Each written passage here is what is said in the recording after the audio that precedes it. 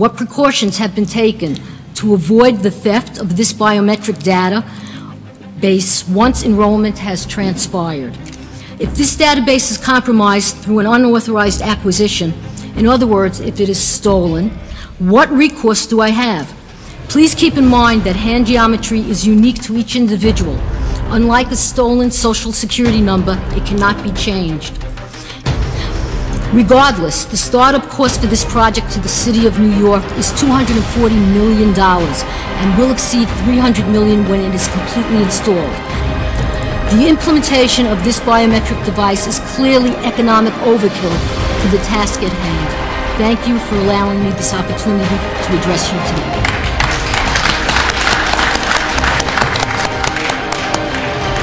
Poll shows that many Americans think airports need tougher security procedures. The poll was conducted just days after the attempted bombing of the jet on Christmas Day. A controversial new technology that some are likening to an electronic strip search. Brian?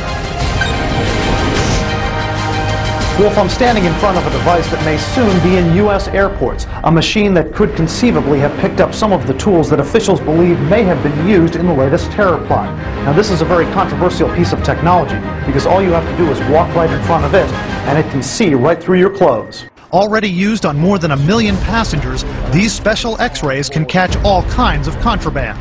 Across the U.S., 19 cities are currently using advanced imaging technology. 450 more of the devices will be in American airports this year. Some use electromagnetic waves to create a three-dimensional image. Others use X-rays to reveal both sides of the body. Posted on the internet this chilling call to action, attributed to Al-Qaeda, calling for Westerners to be killed. Quote, every crusader who works at their embassies or other places. Deputy National Security Advisor John Brennan. It just demonstrates that Al-Qaeda is determined to carry out these attacks, and we're determined to thwart those attacks. The terrorists need to know that the United States will be relentlessly aggressive in seeking them out, no matter what country they're hiding in. Well, some new technology is helping to make sure young kids cannot lose their school lunch money. As Daniel Seberg explained, some schools are setting up prepaid accounts that students access with the touch of their finger. At lunchtime, the students of the West End Elementary School in Rome, Georgia, use their fingers for more than just eating. Go ahead, Patrick. They also use them for identification and paying for their lunch. The children's parents prepay into an account and deductions are made each mealtime. The finger scans ensure that each child's meal is deducted from the correct account. This is scientific. In the past, Rome, Georgia students scanned barcode cards or punched PIN numbers into a keypad to get their meals. But the cards would get lost or damaged, and the PIN numbers would be forgotten or mistyped. There's no forgetting or losing fingers. It has dramatically increased our time of getting our students through the line more quickly and efficiently.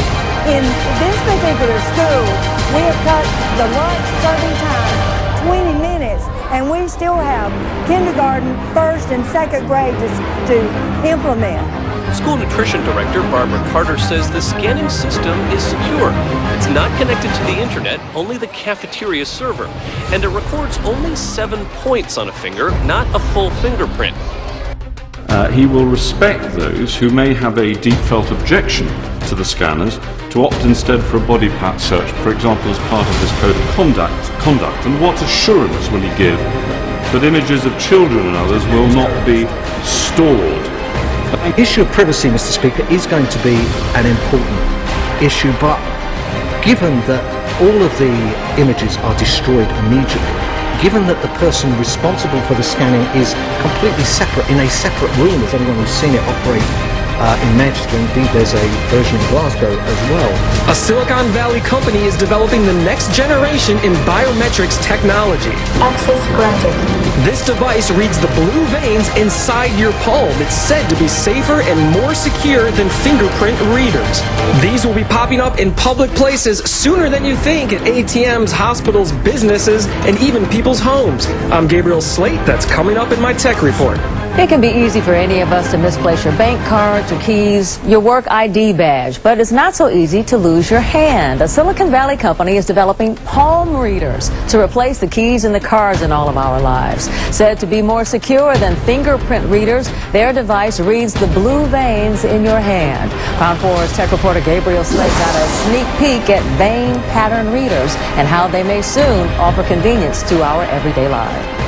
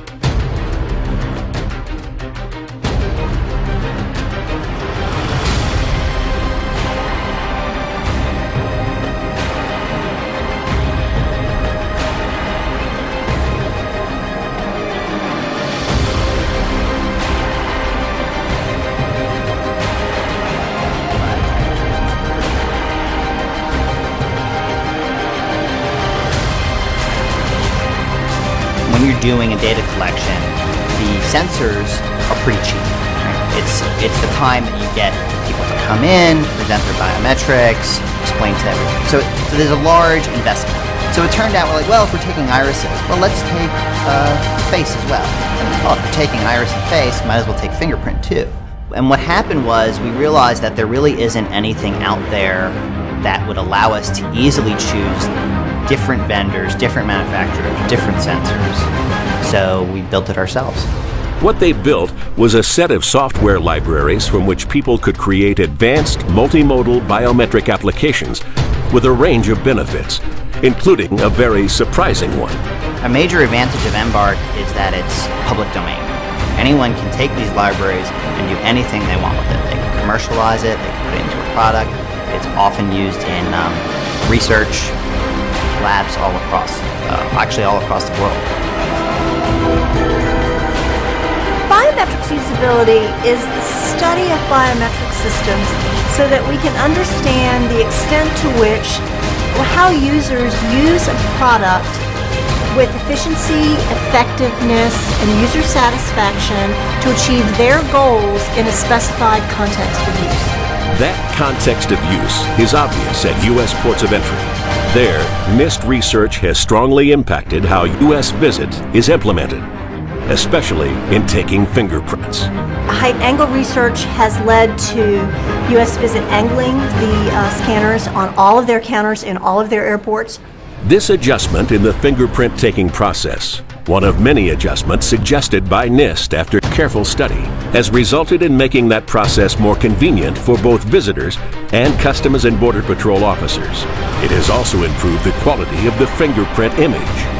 Another result of NIST research was the simplifying of critical instruction symbols and pictograms pertaining to the fingerprint process. In a situation where most visitors don't speak English, these had to be both perfectly clear and culturally sensitive. And in many cultures, hand signals can mean so many different things and have such cultural differences. And so we have to be so careful with hand gestures. And so fingerprint symbols can be so culturally sensitive that we really had to study these issues and come down with very precise pictograms and symbols to define these individual steps. Before we had way too much information, way too many abstract pictograms, and so we've greatly simplified our symbols. And now we've really increased throughput tremendously because we just simplified the whole process. There's two major varieties of fingerprints. There's latent fingerprints and conventional fingerprints. Latent fingerprints are collected forensically off of surfaces, from residual marks on surfaces. Conventional fingerprints are directly captured from fingers using ink or live scan devices. Latent fingerprints tend to have less area and lesser quality than conventional fingerprints, which makes them harder to match. Whether conventional or latent fingerprints, agencies like the FBI and Homeland Security want to capture and match them faster, more accurately, and with less human intervention in order to both apprehend more criminals and stop terrorists before they can enter the country. Scientists at NIST are evaluating fingerprint matching technologies designed to do just that. Their work has wide-ranging benefits.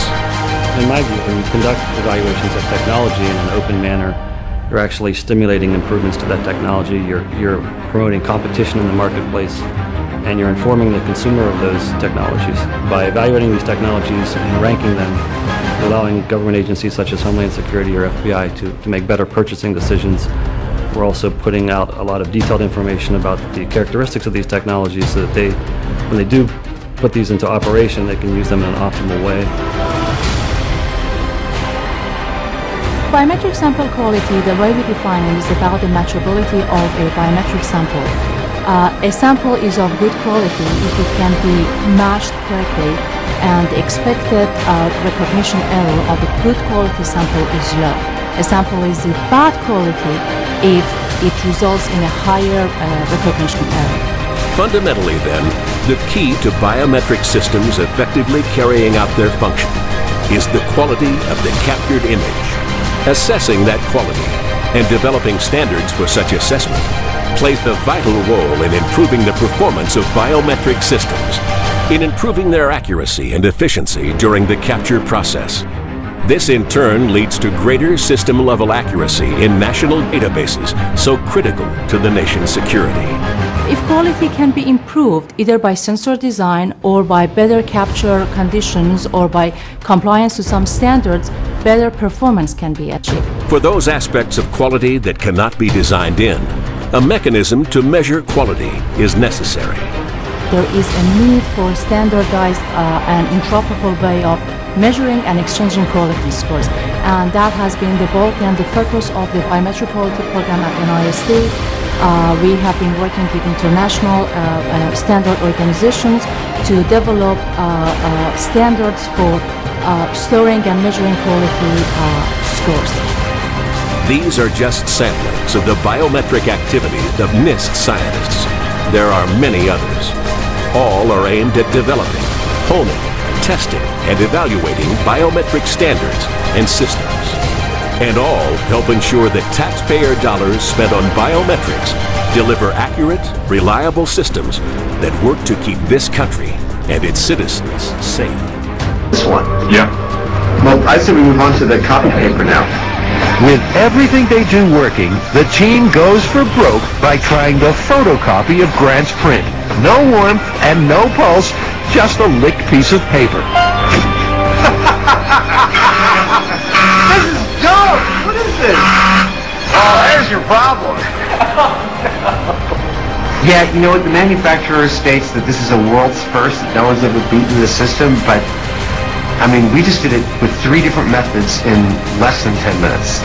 Actually, Adam, it took over 3 days of working your fingers to the bone. But sure, eventually, you beat it hands down.